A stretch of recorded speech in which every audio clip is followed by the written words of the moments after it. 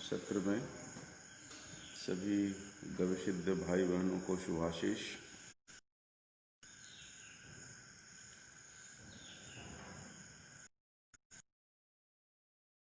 सत्र विशेष रूप श्रावण मास को समर्पित है।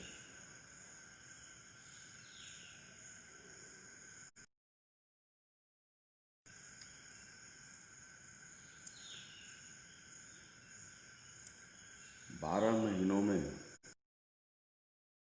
यह सावन का महीना प्रकृति के गणित से महत्वपूर्ण मास माना है।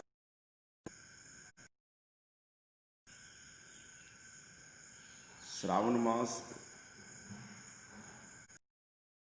आरंभ होता है और कब यह पूर्ण हो जाता है, इसका गणित भूगोल के हिसाब से है। तो यहाँ पहले स्पष्ट कर दूं कि उत्तर भारत में श्रावण का महीना आरंभ होता है, उसके 15 दिन बाद दक्षिण भारत में श्रावण का महीना आरंभ होता है।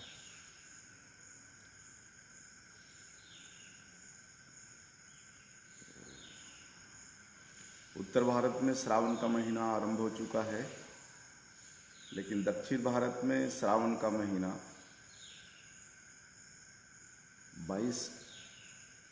21 जुलाई से आरंभ होगा। यह 15 दिनों का जो अंतर है उत्तर भारत और दक्षिण भारत में किसी भी त्योहार को लेकर, तिथि को लेकर, वह भूगोल के कारण है। जो लोग पूर्वी तटीय रायलसीमा में रहने वाले हैं, दक्षिणी आंध्र प्रदेश में रहने वाले हैं, दक्षिणी कर्नाटक के लोग हैं, पूरा केरल, पूरा तमिलनाडु और पूरा पांडिचेरी, यह जो भूभाग है, इस भूभाग में श्रावण का महीना 21 जुलाई से शुरू होगा। लेकिन इससे ऊपर का जो भारत है, वहाँ श्रावण का महीना आरंभ हो चुका है। श्रावण का महीना प्रकृति के गणित से सबसे महत्वपूर्ण इसलिए माना जाता है कि पृथ्वी पर जितने भी जीव जगत हैं और जितने भी वनस्पति जगत हैं,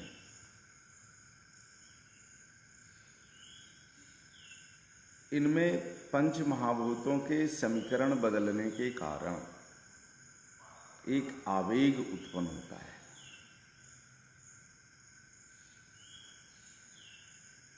यह आवेग वनस्पतियों में स्पष्ट दिखलाई देता है। किसी भी पौधे की बढ़त आप देखो, एक आवेग के साथ वह बढ़ता है।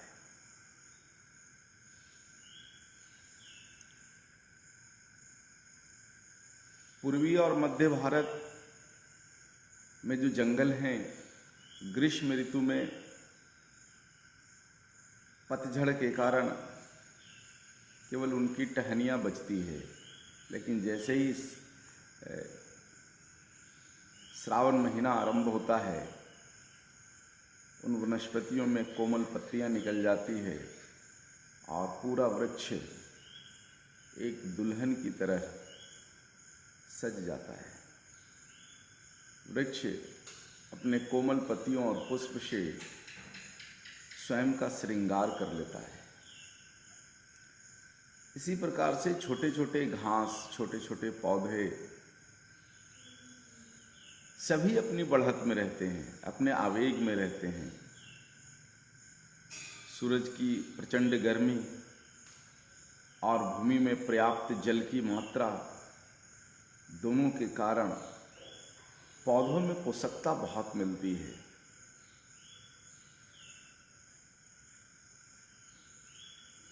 और यही समीकरण जीव जगत पर भी लागू होता है, क्योंकि संपूर्ण जीव जगत वनस्पति जगत पर आधारित है।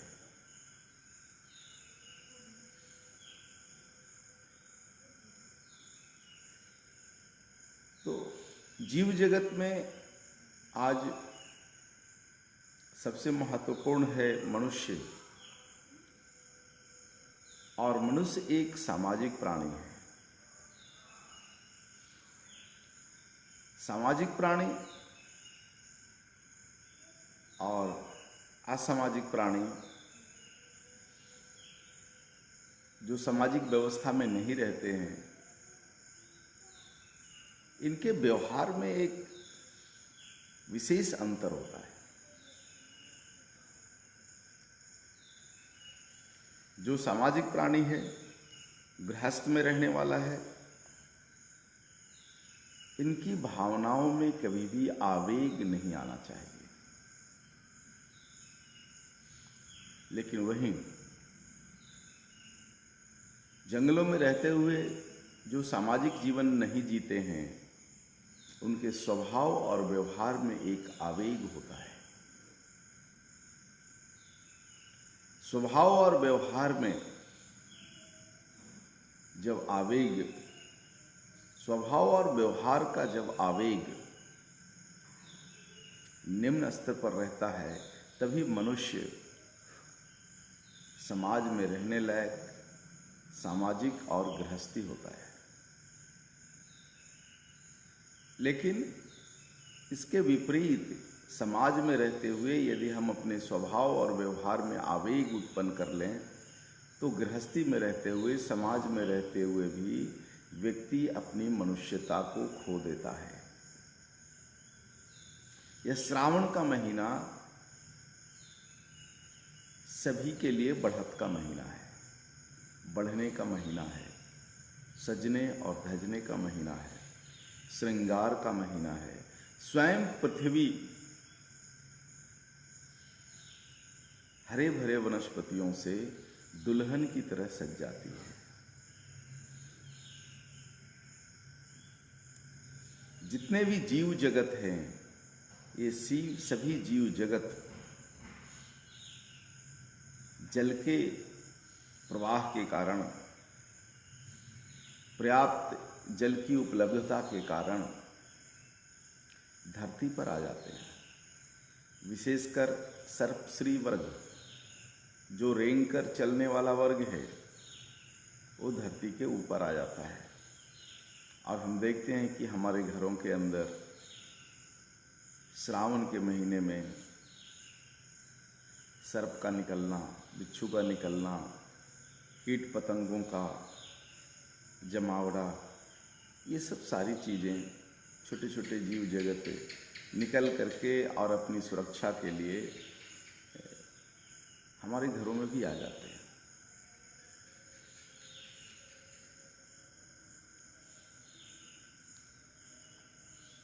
यहाँ पर हमें एक सूक्त याद करने की ज़रूरत है, वसुधैव कुटुंबकम।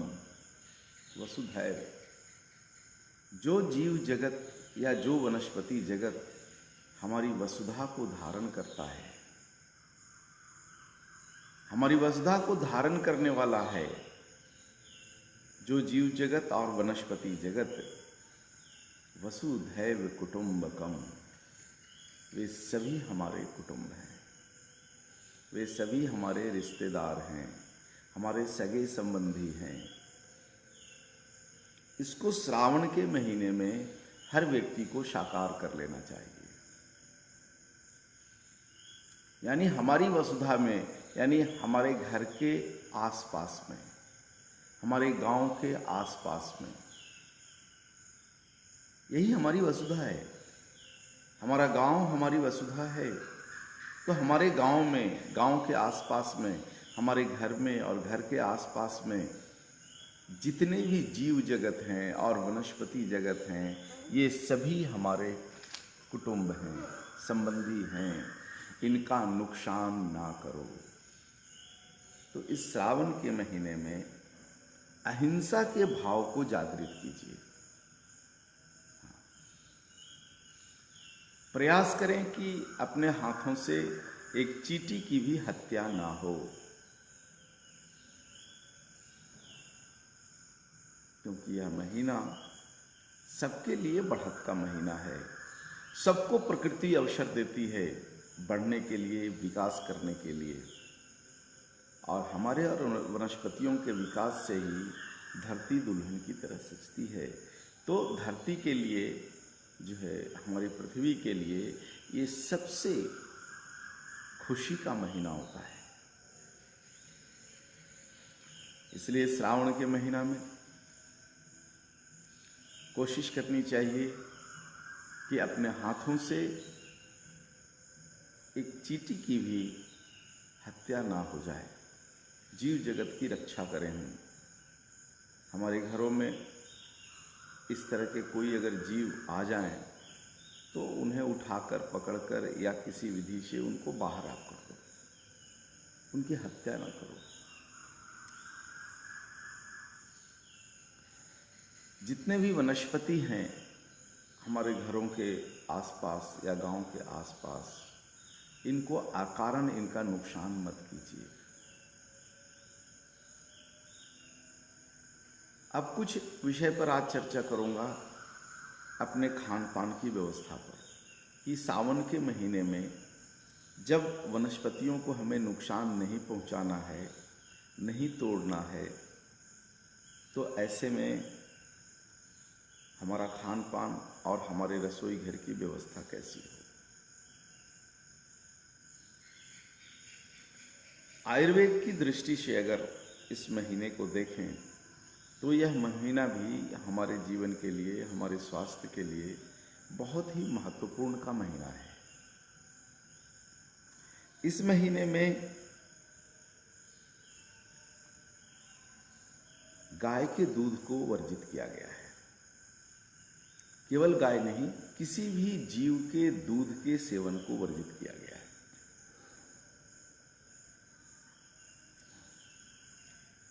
इसके पीछे जो मूल कारण हमें समझ में आती है कि इन दिनों जितनी भी वनस्पतियां हैं उनमें बहुत कोमल कोमल और बहुत सुंदर पत्तियां निकलती है, फूल निकलते हैं। और देखो, दुनिया में जितने भी वनस्पति हैं सभी टॉक्सिक हैं। सभी वनस्पतियां हमारे शरीर में जाकर के पित्त को ऊंचा करती है। इसीलिए आयुर्वेद में किसी भी औषधि को बनाने के पहले उन वनस्पतियों का जड़ हो, छाल हो, पत्ती हो, फूल हो, फल हो या संपूर्ण पंचांग हो, उसके शुद्धिकरण की प्रक्रिया है। उसका हम शुद्धिकरण करते हैं और शुद्धिकरण करके और फिर औषधि बनाते हैं। अब आज जो मॉडर्न आयुर्वेद है इसमें इसके शोधन की क्रिया नहीं होती, शोधन की क्रिया को हटा दिया गया है। लेकिन आप पुराने आयुर्वेद में आओ तो किसी भी वनस्पति को बिना शोधन की क्रिया के गुजरे औषधि की निर्मित नहीं होती थी। श्रावण के महीने में सभी औषधियों में ये गुणधर्म और अधिक बढ़ जाता है। यहाँ तक कि हरी पत्तियों के साग, हरी सब्जियां, इन सभी में ये गुण बढ़ जाता है और उनमें एक विशेष प्रकार का आवेग होता है। ये सभी वनस्पतियां आवेग को धारण करती हैं और यदि हम ऐसी वनस्पतियों का सेवन करेंगे तो हमारे शरीर के अंदर जो पित्त है इसकी व्यवस्था में भी आवेग उत्पन्न होगा और आवेगी मनुष्य गृहस्थी के योग्य नहीं होता, वह सामाजिक जीवन के योग्य नहीं होता, वह जंगली जीवन के योग्य होता है। तो गृहस्थी की रक्षा के लिए, हमारे जीवन में जो सामाजिकता है उसकी रक्षा के लिए, हमारे शरीर की अग्नि का आवेग नहीं बढ़ जाए, इसके लिए श्रावण के महीने में हरे फल, हरी सब्जियां, गाय और अन्य पशुओं का दूध, इन सभी को भोजन व्यवस्था में वर्जित कहा गया है।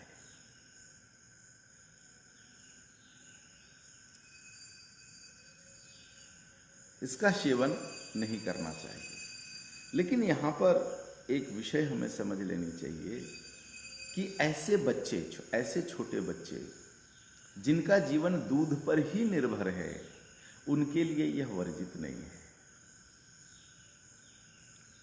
बच्चा 1 से 1.5 साल 2 साल तक जो है वो दूध पर निर्भर करता है। उसका भोजन माँ का दूध या फिर गाय का दूध या फिर अन्य पशुओं का दूध, कम से कम नवजात शिशु को 6 महीने तक केवल दूध पर रखना चाहिए। 6 महीना पूर्ण होने के बाद दूध के साथ साथ हम उनको फलों का रस दे सकते हैं। 9 महीना पूर्ण होने के बाद उन्हें दूध, फल का रस और इसके साथ कुछ सुपाच्य अनाज भी दे सकते हैं। और लगभग 2 साल तक बच्चों की दिनचर्या में खान पान इसी तरह का रहता है। इसलिए इन बच्चों को छोड़कर, जिनका जीवन दूध पर ही निर्भर है, दूध पर ही जो बच्चे आश्रित हैं, इनको छोड़कर शेष लोगों को इन चीज़ों को त्याग देना चाहिए। जिस भोजन की प्रकृति तमस है, उस तमस भोजन को भी बंद कर देना चाहिए। तमस भोजन की श्रृंखला में हमारे रसोई घर में लहसुन है, प्याज है, और जो लोग मांसाहारी हैं उनके लिए मांस है।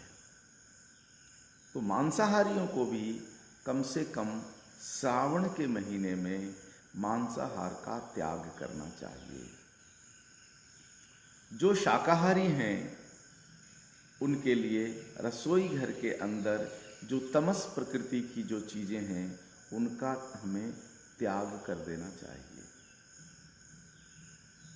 इस त्याग से हमारे शरीर की अग्नि का आवेग नहीं बढ़ेगा और हमारी गृहस्थी और हमारे शरीर के अंदर जो सामाजिकता के गुण धर्म हैं ये सुरक्षित रहेंगे। यदि इस विषय को हम जैन फिलॉसफी के दृष्टिकोण से देखें तो यह और भी गहरा है। जैन फिलॉसफी में इन चीज़ों का त्याग वर्षा ऋतु के आरंभ होने से लेकर के और वर्षा ऋतु के पूर्ण होने तक धारण किया जाता है, जिसको चातुर्मास्य कहते हैं। यह 4 महीना जो वर्षा ऋतु का है, इस वर्षा ऋतु के समय में, इस 4 महीने में अगर हम तमस चीज़ों का त्याग करते हैं, अग्नि में आवेग बढ़ाने वाले वस्तुओं का अगर त्याग करते हैं, तो हमारी गृहस्थी अच्छी चलती है।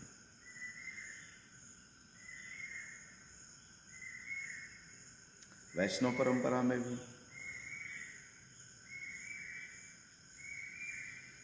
श्रावण का महीना और उससे 1 महीना पहले और उसके 1 महीना बाद तक इस क्रिया को धारण करते हैं।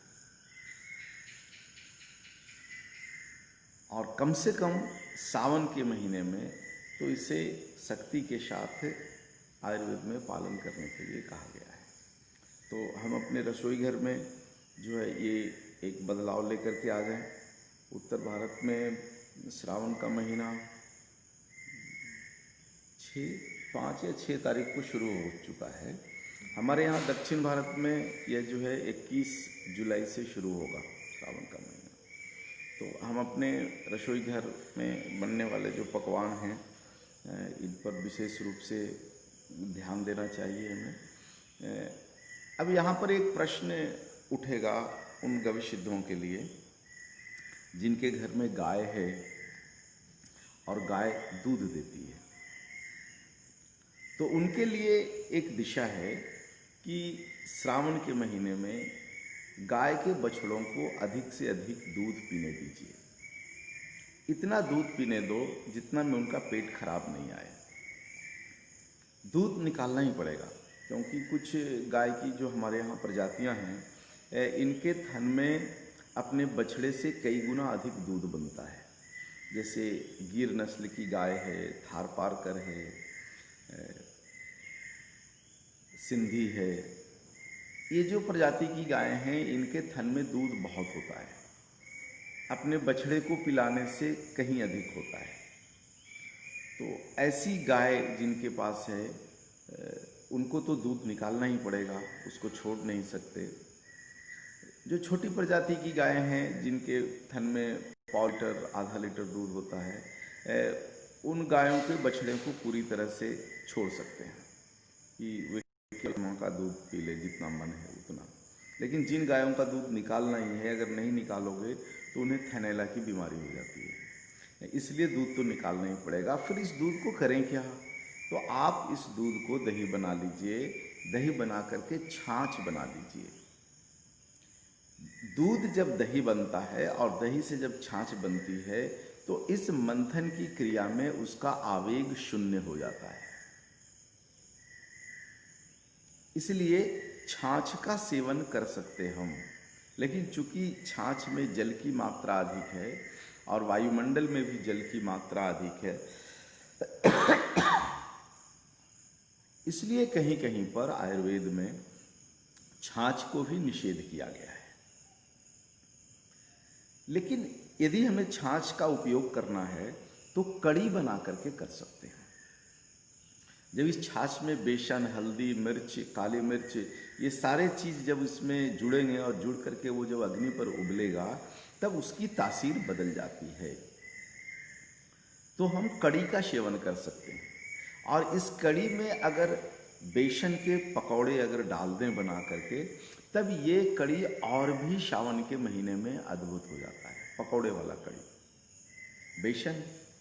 बेसन को आप तेल में छान लीजिए और फिर उसको कड़ी में डाल दो, वो फूल जाता है। तो इस प्रकार से हम छाछ का उपयोग कर सकते हैं और इसमें से निकले हुए घी का उपयोग कर सकते हैं। मुख्य रूप में दूध और दही, इन दोनों को जो है वो वर्जित किया गया है।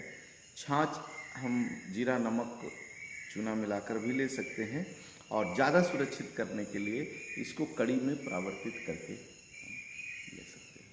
तो विशेषकर गविसिद्धर जो है इस विषय का जो है वो ध्यान रखें। और इस ऋतु में दूध से दही बनाकर मंथन की क्रिया से जो मक्खन निकला है, जो घृत निकला है, ये बहुत ही औषधीय गुण वाला होता है। क्योंकि इन दिनों में गाय जो है वो, गाय को हरा चारा बहुत मिलता है और उसके कारण वनस्पतियों का गुण दूध में बहुत अधिक होता है और वो घी तक पहुंच जाता है। तो इस ऋतु का बना हुआ घी बहुत ही पुष्ट होता है। भादवा के महीने का, श्रावण के महीने का, आश्विन के महीने का और कार्तिक के महीने तक, ये जो 3 महीना है जिसमें लगभग भारत के सभी भूगोल में पर्याप्त वर्षा होती है, इन दिनों का घी कई वनस्पतियों के गुण धर्म को धारण करते हुए बहुत ही पुष्ट होता है। तो ये इन दिनों में हम पर्याप्त मात्रा में घी बना लें और इस घी का औषधीय उपयोग भी कर सकते हैं। तो ये था कि जीवों की रक्षा इस महीना में हमें निश्चित रूप से करना चाहिए, वनस्पतियों की रक्षा इस महीने में निश्चित रूप से करना चाहिए। तो कम से कम हमारे हाथों से वनस्पति का नुकसान हो, कम से कम हमारे हाथों से जीवों का नुकसान हो, इस विषय का जो है इस श्रावण के महीने में ध्यान रखें।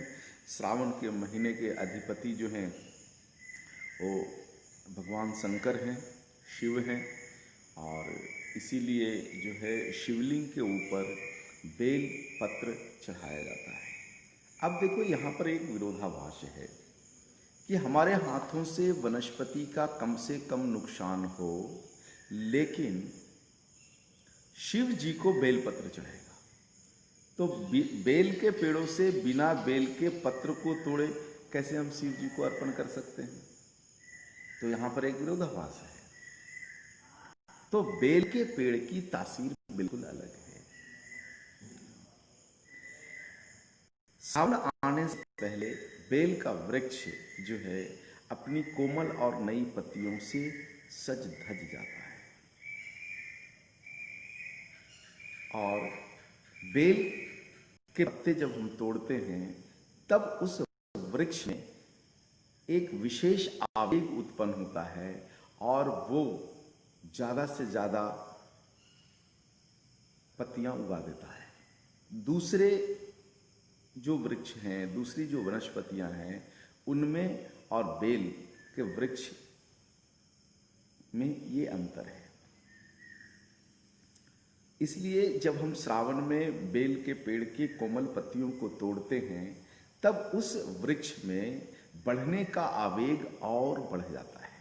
श्रावण के महीने में बेल एक ऐसा वृक्ष है जिसका ग्रोथ बहुत धीमी गति से होता है। बेल का पेड़ बहुत धीमी गति से बढ़ता है। इसकी बढ़त इतनी कम होती है कि सहज रूप में बढ़ते हुए आप वृक्ष को नहीं देख सकते।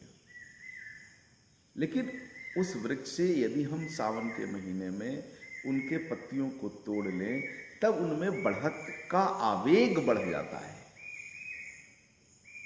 इसलिए भगवान शिव के निमित्त वृक्ष के पेड़ों से उनके त्रिपत्तियों को, उनके एक छोटे से डंडल में 3 पत्तियां होती हैं, इनको हम तोड़ लेते हैं और भगवान शिव को अर्पण कर देते हैं। गाय का दूध निकाल लेते हैं और हम भगवान शिव को अर्पण कर देते हैं। उनके अर्पण से यह दूध पृथ्वी पर जाती है, वनस्पतियों में जाती है और उनको पोषकता मिलती है। तो ये क्रिया करें श्रावण के महीने में और निरोगी रहें। वसुधैव कुटुंबकम के सूत्र का पालन करने का सबसे अच्छा महीना यही है। तो इस विषय को यहीं पर मैं पूर्ण कर देता हूँ।